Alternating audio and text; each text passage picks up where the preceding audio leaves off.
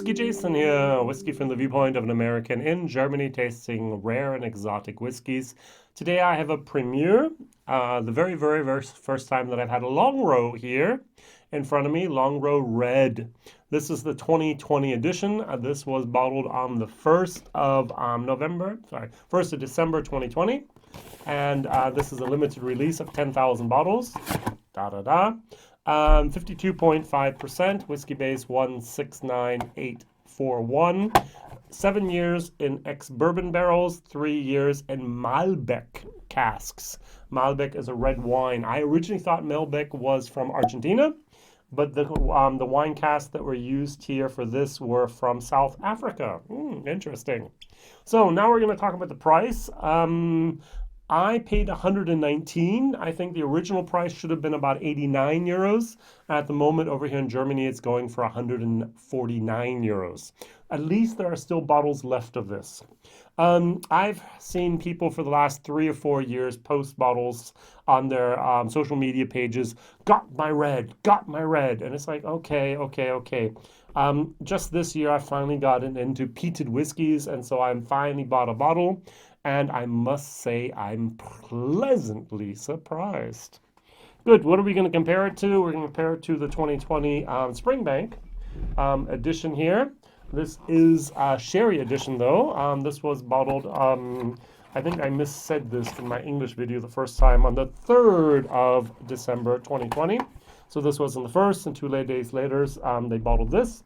Springbank has actually their own bottling line. They do have everything in Springbank. They do their own malting. This is local barley. They actually harvested this just a couple kilometers away from the distillery. This was 8,500 bottles. This is 10,000 bottles. Both of these are non-chilled filtered. Both of these are natural color. Both of these are extremely sought after, and I'm very lucky that I have people around me who say, Jason, look at here. Would you like to maybe buy that bottle? And it's like, yes, I think I would. Boom. And so I shared these bottles in my with my super fans, and I made at least 13 different people with each bottle happy. 13 divided by 5, and then the bottle's gone. And a little bit left over for me.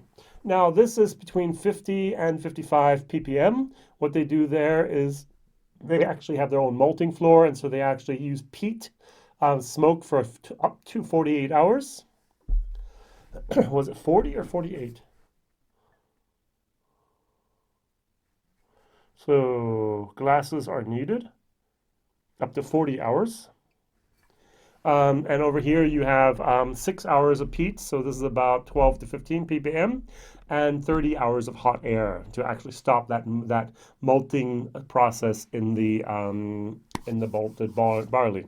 All right, so this has a beautiful chocolatey, smoky type of cherry moment. If I didn't know better, I had a chocolate was filled with cherry cream. This is absolutely gorgeous. Caramel, barley sugars, wonderful moment over here. Over here, the Springbank, also 10 years old.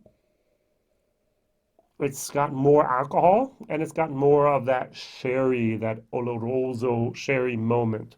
Of course, it was matured for 10 years in that.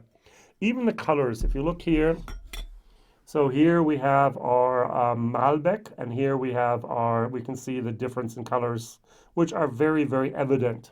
This was a red wine cask. This was a sherry cask. Sherry is just a fortified wine. We should think about what we're doing to our sherries over there. All right, so let's try these. 52.5, 55.6. Cilantro, to your health.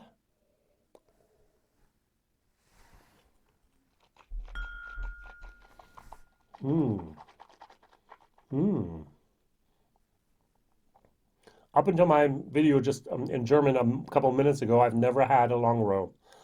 I am so pleasantly surprised. This is a very nice whiskey. It's coherent. It's harmonious. Everything about it just is it's synchronized. The sherry, it's a cherry with a Chery. that Malbec red wine moment just totally, absolutely, coherently interacts with the Springbank, the Longrow distillation. The peated smokiness is a chocolate type of smooth moment. Very little ash, a lot of flavor, and it's just one single package that delivers. Some transition, some complexity, but very minimal, but enough to keep you on your toes and to know what's going on. There's a little bit of leather in the background. There's some blackberries in there. There's a lot of cherry in there. There's a lot of a little bit of butterscotch and some barrel char. It's just a nice, nice, nice whiskey. This is something I could drink during the winter and during the fall, even during the summer. It's something I don't think I'd get tired of that quickly. I finally understand why people love the Longrow Red. Finally had one, had to wait so long to try it. Over here, on the other hand, the Springbank 2020 edition, local barley, Oloroso, 55.6%. The prices have just basically skyrocketed over here. I paid $159. Originally, it should have been $119. At the moment, online, they're going for $350, 400 euros. People are just absolutely gaga, to say the least. On the nose, it's nice. There's some butterscotch in here. Compared to this, the barley is less peated. You really do realize that. There's some nice caramel notes going on in here as well. Cheers.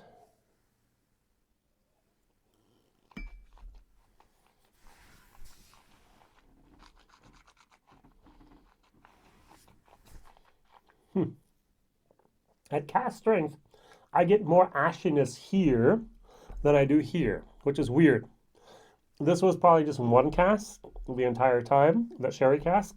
This was in refill bourbon cask and also refill Malbec casks. So those two different casks probably pulled out more of that ashiness and left a chocolatey peatedness. I prefer this much, much more. I would never have thought. I was not a fan of Hazelburn. I'm going to have to try it again.